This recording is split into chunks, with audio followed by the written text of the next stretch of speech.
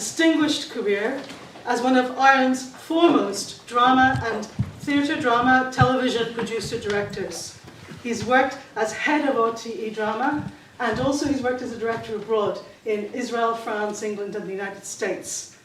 We're very pleased to have him here this evening. He's also produced The Voice of Shem, which was widely acclaimed theatrical piece, and he has also, for television, produced extracts from Ulysses and Finnegan's Wake. Louis is also a great friend to the museum, and by public demand, he has shown on several occasions here his two exquisite documentaries, No More Blooms and Grandpa Speak to Me in Russian. I can't tell you how happy I am to have him here. So I hope you'll put your hands together, please, and welcome Mr. Louis Lentin. Thank you all for coming along. I really like to thank Elkin and Yvonne and everybody who now seems to operate the museum in a wonderful fashion for inviting me along and giving me an opportunity to commemorate an event 22 years ago. And that is the reason why I've titled this, in a way, a continuation from 1992. Because in 1992, three of us gave papers. That was the first time I read this piece in a slightly different form. I've been working on it, playing around with it for a long, long time. But it was a wonderful symposium. The three speakers were the late Gerald Goldberg, Mr. Ziv, and myself. God, to forget Mr. Ziv. The late Mr. Ziv. They're both late, unfortunately. But anyway. Okay, so that's the continuation from 1992, and I'm very grateful for the opportunity. Okay, I've titled this, I Don't Understand, I Fail to Say, I Dare See You Too. So, Arnoun Fado, long, long ago, timeless. Before Joshua and Judges had given us numbers, or Helveticus committed Deuteronomy. In truth, only about 50 years ago to be exact, I directed the Irish stage premiere of The Voice of Shem, Mary Manning's eloquent adaptation of extracts from Finnegan's Wake. The first attempt to stage either the night or the day book in Ireland. So, please picture the scenario deep into the second act. The audience not so much in transports of joy as paroxysms of bewilderment. Then, as the nightmare afar from morning nears, before the nightmare creaseword puzzle of Finnegan's Wake could dissolve, while the dapper grey dawn drags nearing nigh, with the wake gold runners that drowsed in Dublin, the corpse of Finnegan suddenly sits erect in his coffin, centre stage, stares about him, and then cries out, as well he might, "Where are we at all, and whenabouts in the name of space?" To which, not unreasonable demand, he himself replies with the semi-mortal words, "I don't understand. I fail to say. I dare see you too." It might be helpful to know that at this point in the continuation, Dadad's loftiest pearl daughter pearl, Iseult, just married to the strains of Hymnibus number 29, in the setting by Father Blisius Mendelssohn, dies with the immortal cry of Mil Dunleiser, and is borne off stage to the opening bars of Wagner's immortal Liebestod, probably leaving the audience even more confused and flabbergasted than poor old big Mr. Finnegan, who was, of course, himself about to begin again. So the line that I have appropriated as the title to this homily, I don't understand, I fail to say, I dare see you too, coming from earwick of Finnegan, now well and truly waked in his coffin, usually brought the house down. I have no wish, however, to loft the smog from Finnegan, but rather to conduct a Jewish wake. Sit shiver for the soul of Leopold Bloom, with Schumett, turncoat extraordinaire. So I invite you all to settle down and listen on, to join me, if you will, on this personal and hopefully not too incommodious vicus into the heart of this Hibernian metropolis, while I attempt to juxtapose three strands. Firstly, the fact that Leopold Bloom, constantly referred to throughout Ulysses and ever since as a Jew, is in strict Jewish religious terms a fake. He's not a Jew at all. Secondly, although Joyce said his masterpiece for very specific and personal reasons on June the 16th, 1904, apart from one short and perhaps questionable reference, the book appears to completely ignore the largest anti-Semitic outbreak in Ireland up to that time, and thankfully since. I refer, of course, to the 1904 pogrom in Limerick, where that small Jewish community was subjected to vilification and physical attack, leading within a year to its decimation. Those events were fully reported in both the Irish and London press of the time, and there is little doubt but that Joyce must have been aware of them. My third strand, which I would like to delve into first, derives from a number of personal anti-Semitic experiences provoked by my own position as an Irish Jew in Catholic Ireland.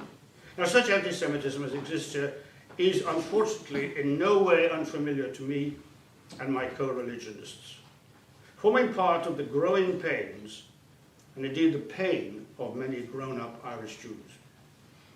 There can be few amongst us who have gone through life without some anti-Semitic experience, no matter how mild. I recall as a very young boy not being invited to my annual school Christmas party, which both my sister and I had previously enjoyed, not because we were the only Jewish children in the Protestant school in Limerick, as it happened, but because, as it was pointedly put to my father, it was a party only for children of the parish.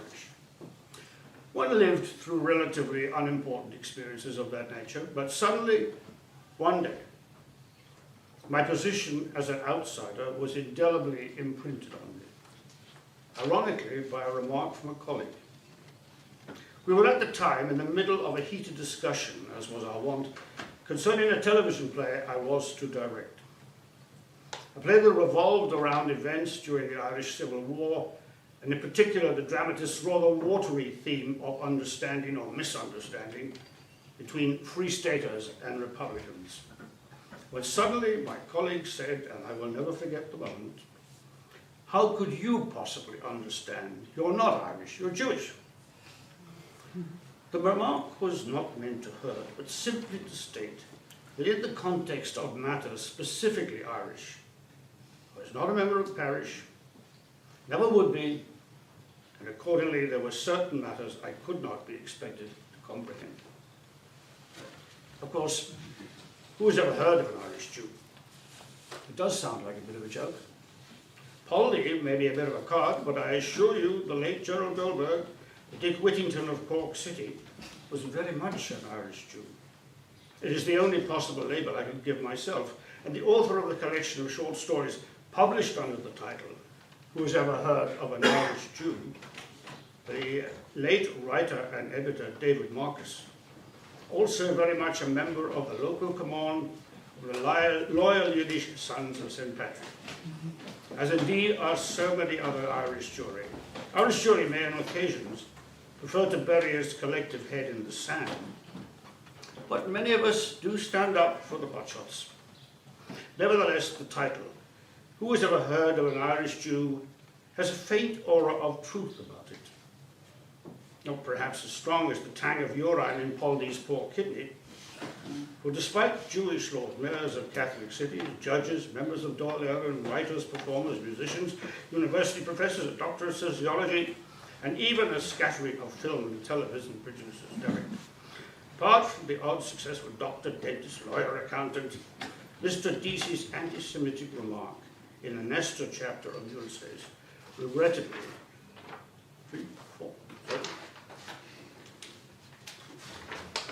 I knew this would happen sometime.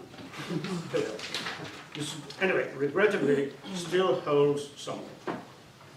Ireland, he says, has the honor of being the only country which never persecuted the Jews. And you know why? Because she never let them in. The vitally important word in that passage, as far as I'm concerned, is in. Fully in. Not half in or with one foot in the door. My English dictionary defines the word in as, amongst other things, belonging to, being a member of, having a share or part in. So perchance Mr. Deasy was spot on after all. The supposed split allegiance of many Jewish communities is often thrown up, as if to say, how can there be such a thing as an Irish or a French or a Jewish or a Swiss Jew, for that matter? I suggest that the question arises only in the minds of citizens who have some difficulty, even today, in welcoming Jews and others in, totally in the fullest sense of the word. Leopold Bloom, when questioned, "What is your nation, if I may ask?" can only reply as we all would, "Ireland.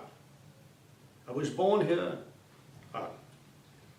But the very asking begs the question. And though many Irish Jews are all-rounders like Bloom, until relatively recently, when we wanted to play ball, it could only be done in Jewish alleys. John Wise Nolan may come to the rescue and ask, why can't a Jew love his country like the next fella? But invariably, someone like J.J. O'Malloy is bound to respond, why not? Well, he's quite sure which country it is. I'm not being anti-Irish. What I say now is not intended as any way as an attack on society. It has an extremely low level of public anti-Semitism. My personal experiences are not unique to this country. No doubt others elsewhere will have had their own anonymous mail, such as letters I received while head of television drama at RTE. One threatening me with the Irish Army. Which of the two, I'm not sure. If I as a Jew continue to decide which plays Irish viewers could see. Another denouncing me for attempting to produce a play that had as its central theme a fanatical Roman Catholic, unacceptable in his fanaticism even to his own community, but that in reality dealt with the Italian owners of a fish and chip shop in a small country town. And relatively recently, the predictable spate of phone and letters accusing me of church bashing, consequent on the transmission of my television documentary, Dear Daughter. So I feel that it is worth asking if there really is any difference between the attitudes and opinions Joyce provides for his wholly observed cast of Dubliners in 1904, and those expressed to me openly and anonymously many years later. Do we Jews of the diaspora, like Leopold Bloom, still only exist in a limbo of alienation? Have we still only cherished expectations? Que ça change, que c'est la même chose. However, let me continue on my vicus and wander with Leopold Bloom on the 16th of June 1904. Bloom, the Yiddish guy. But if I may present you with a riddle, when is a Jew not a Jew? Any takers? When he is in bloom. It's an oft-quoted couplet. A lot of God to choose the Jews. Maybe so, but even more odd of Shem to pen a Jew who is not a Jew, and as a jest or indeed maybe out of ignorance, but I doubt it, ironically provides him with a wife. A maid Marian, who although brought up as a Catholic, is in fact the daughter of a Jewess from Gibraltar. I can find no reference to either mother or daughter, Millie, ever having converted. So strictly speaking, Molly Bloom is more a fully paid-up member of Wanderers than her husband. Joyce, of course, liked to have his little joke.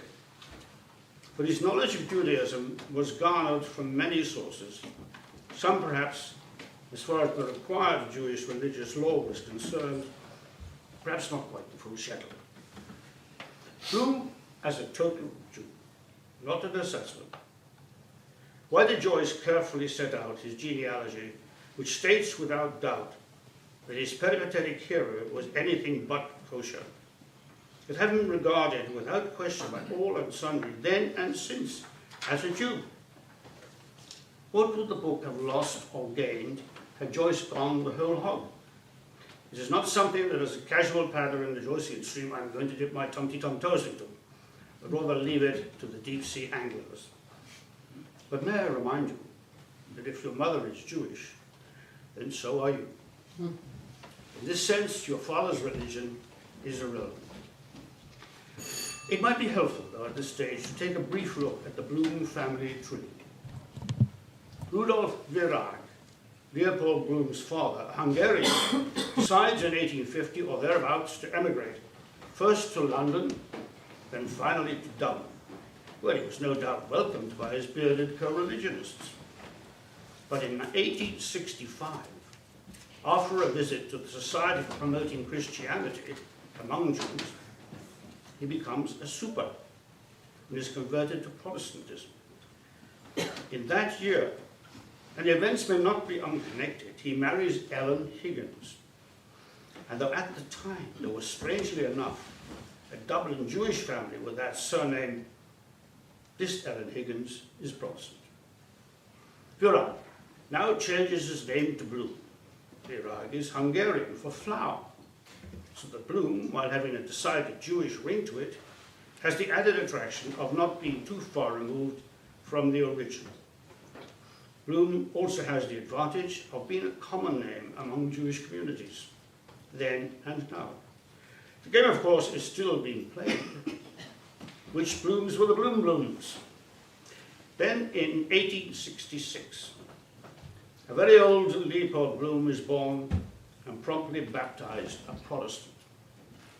Joyce, never a man for half measures, has our hero christened Leopold, a name deriving from the Old High German Luitpold, signifying its owner as a man of the Lut or people, distinguished by being bold or bald. To ironically emphasize this boldness, Molly's pet name for her husband is Poldy. Surely it is also no accident the first syllable of his name, Leo, which of course nobody ever uses, allows for an ironic and apt resonance, this time with the Lion of Judah. Apart from Poldy, he is never addressed or referred to as anything other than Bloom, keeping him decidedly in his place. As the boy grows up, the old man, Rudolph, passes on to our young... God, this is going to keep happening, I'm sorry about this.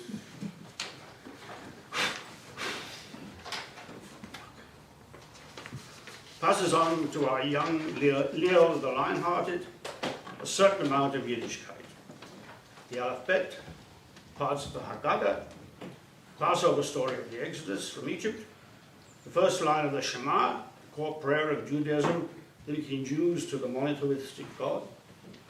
But Joyce, as if to make assurance triply sure, has Poldy dipped not once but thrice at baptism, a second time by doubting Irish boys under the parish pump in swords, and finally, irony of ironies, in order to enable him to marry his maid Marion, makes him as Irish as could possibly be, and has him finally doused in oil, this time as a Roman Catholic. A sham work, if ever there was one. You might say that Joyce has done his best for Bloom, Jewish father, Protestant at birth, Roman Catholic by choice, but still regarded for all time as a Jew. I ask you, how far do you have to go to be let in? Both Bloom's children, Rudy and Millie, assuming that Millie or her mother never converted to Catholicism, are paradoxically also Jewish. Joyce deprived Polly of his only son, Rudy, but Millie, if she hangs in there, will produce Jewish offspring.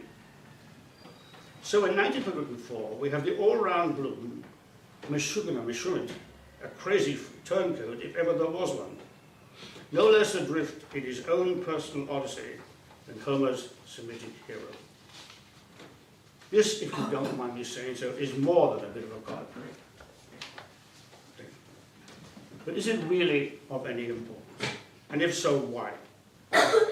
Why has Joyce chosen to place at the heart of Ulysses, and Bloom surely is its very heart and soul, a wandering, hapless citizen, to label him on all sides a Jew, to grant him humanitarian characteristics, thoughts, and attitudes that place him apart from his fellow citizens, and yet deny him the finest cut of all.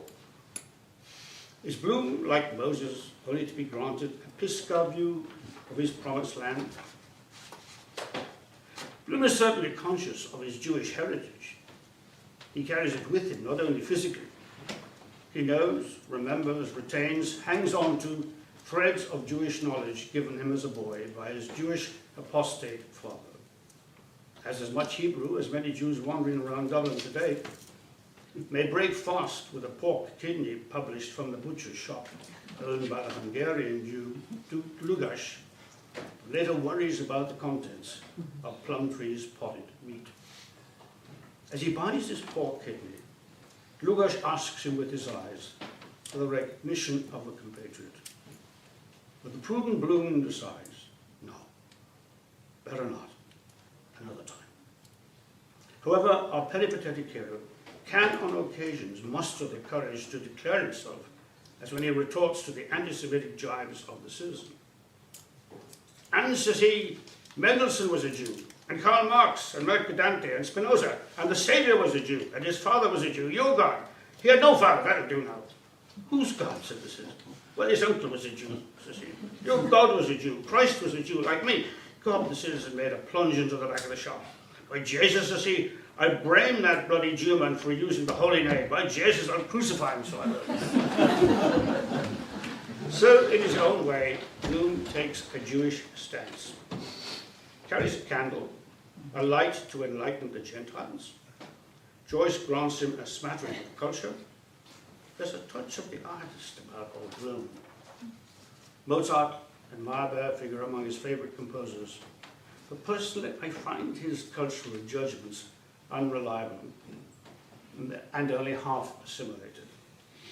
It may sound snobbish, but I'd be apprehensive that Bloom, if he went to a concert other than by his wife, would loudly break into applause between movements. In this, as in so many other ways, Joyce never permits him to be a whole man. Rather, to his own end, has created a man adrift. An exile in his hometown. Irish only by birth, Jewish only by inclination, half and half a fellow that's neither fish nor flesh nor good red herring. Yet Bloom belongs only in Dublin. A fitting chief literary citizen of that city of paralysis. A paid-up member of the dominant church, a Jew, yet not a Jew, a Christian? What do you mean? Mulligan calls him the wandering Jew. A neat label. In so many respects, Bloom is indeed more wandering than a Jew. Above all else, this wandering Jew desires identity. Bloom's journey through Dublin on June the 16th, 1904, a journey he will repeat every day of his life, is a desperate search for an identity that he will always be denied. Opting for the baptismal oil, his Jewish isolation becomes all the more complete. Not accepted by his Christian cohorts, he is denied intimacy with either group. Let me in, he cries. Certainly Molly will not.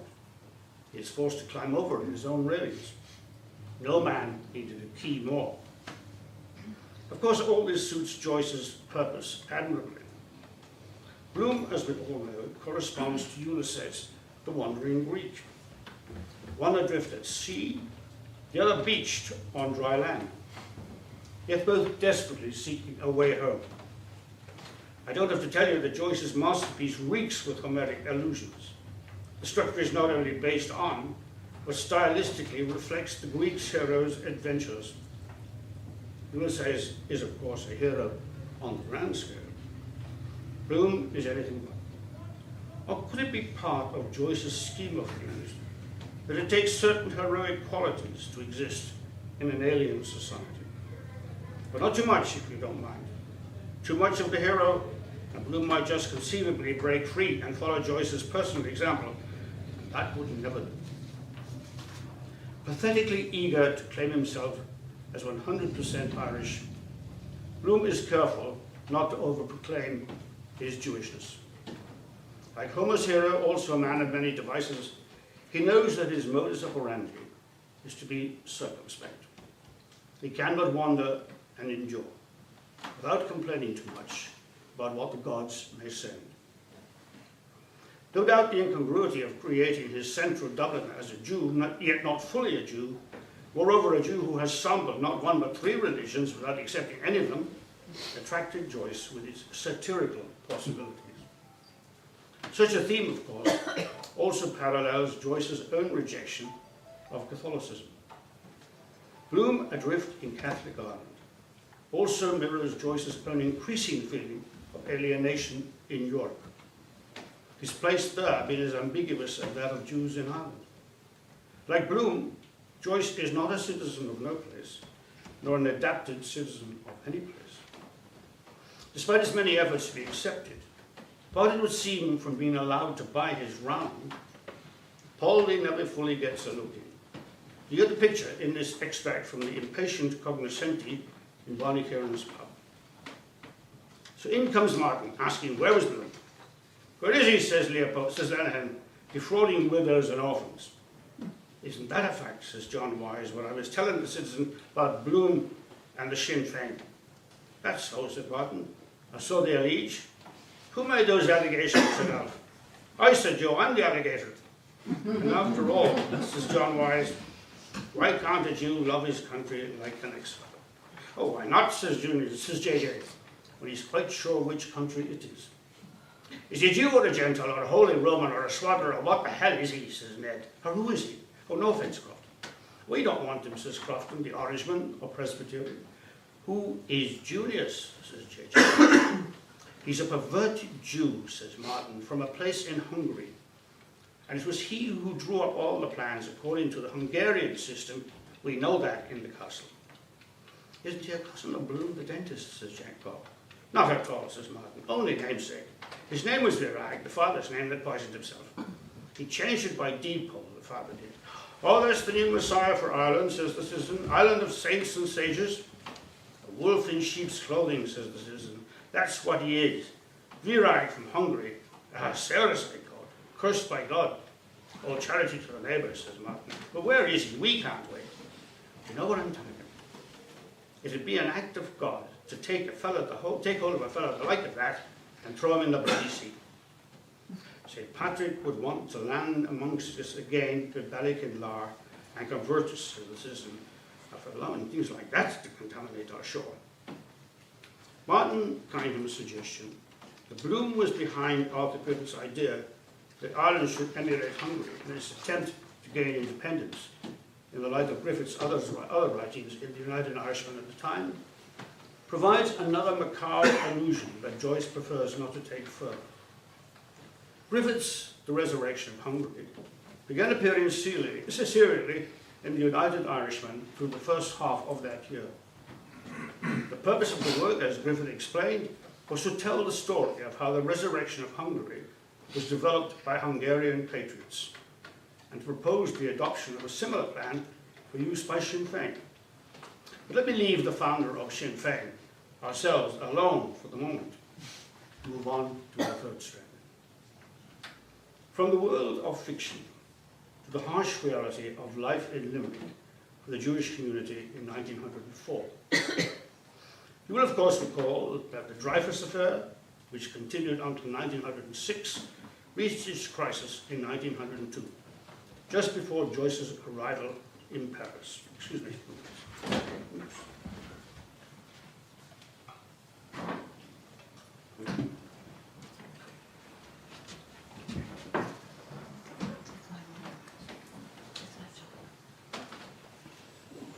Just before Joyce's arrival in Paris.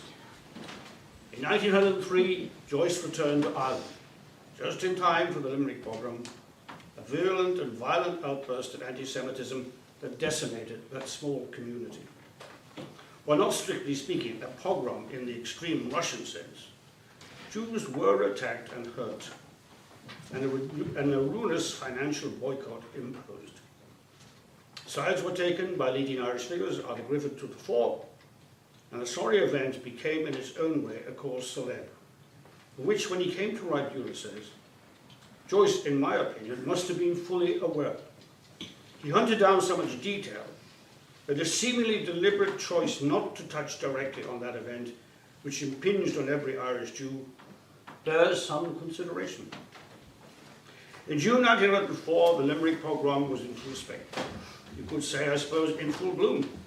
And one might have expected some reference to it in Ulysses, so specifically set in the same year.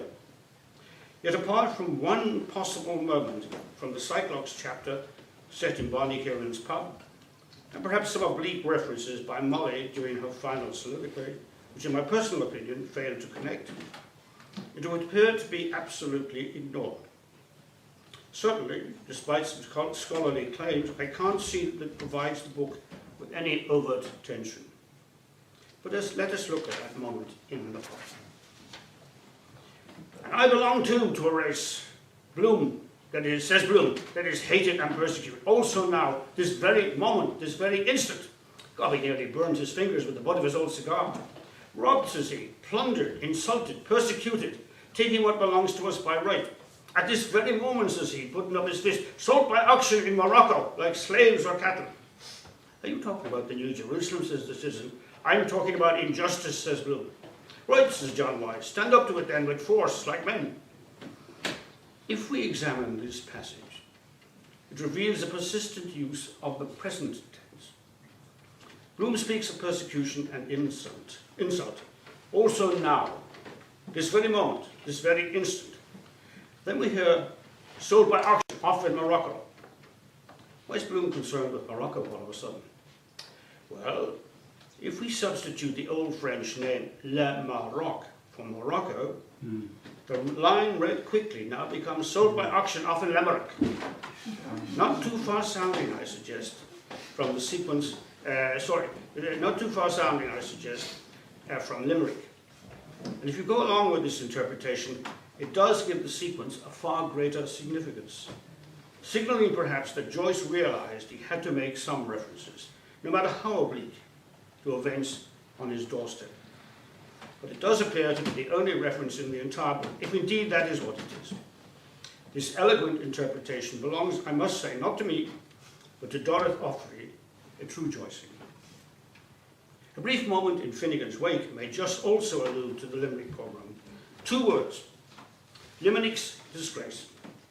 However, in the content of Lace, for which Limerick was justly famous, and Nicholas, and seeing that the words come as they do immediately after, feminine reservations and ribbons of lace. Any connection is, I think, like lace.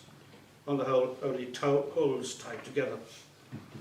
I can understand Bloom, and sure of his own identity, conscious both of his heritage and his present Roman Catholic status, desperately seeking acceptance among his Gentile brothers, being careful not to bring this contentious subject out into the open. But there can be little doubt but that Joyce appears to deliberately goes out of his way to avoid it. Arthur Griffin, writing in the United Irishmen, however, had no difficulty in compounding Limerick's disgrace with anti-Semitic invective, commenting that his sympathy went out to our countryman the artisan, whom the Jew deprives of the means of livelihood, to our countryman the trader, whom he ruins in business with unscrupulous methods, to our countryman the farmer, who he draws into his usurer's toil and drives into the workhouse or across the water. We are glad Father Craig has given the advice he did. We trust he will continue. Given his business, or his line of business, it is unlikely this would have escaped Bloom. But Joyce allows of no specific comment. Why? To have created Bloom as an all-round, fully fledged member of the Jewish community in Ireland would not have suited Joyce's purpose, and was certainly not have allowed him to construct Ulysses as he did. Bloom, as a Jew in the fullest sense, must surely necessitate protagonists from the Jewish community, which in turn would have made it almost impossible for Joyce to avoid placing the Limerick event in a prominent position. It's a story worth writing, but not the book that Joyce wished to write. Therefore, I suggest that Leopold Bloom could be a Jew in every sense, but a fully religious one. Otherwise, the book could not have reflected, as it so wonderfully does, the triangular relationship and parallels between Ulysses the Greek, Leopold Bloom, the non-Jew, non-Christian, an exile in Dublin, just as much at sea in its streets, and accepted by both Jew and Christian alike, and Joyce himself, who, renouncing his own Catholic upbringing, committed himself to exile. Imposed moment, I'm sorry.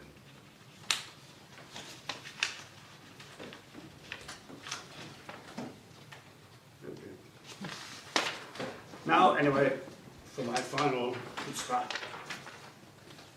When Joyce started preparing to write Ulysses in 1907, the echoes of the Dreyfus affair had not yet settled. Events in Limerick were still to hand. Joyce was far from being a propagandist. This was not his style.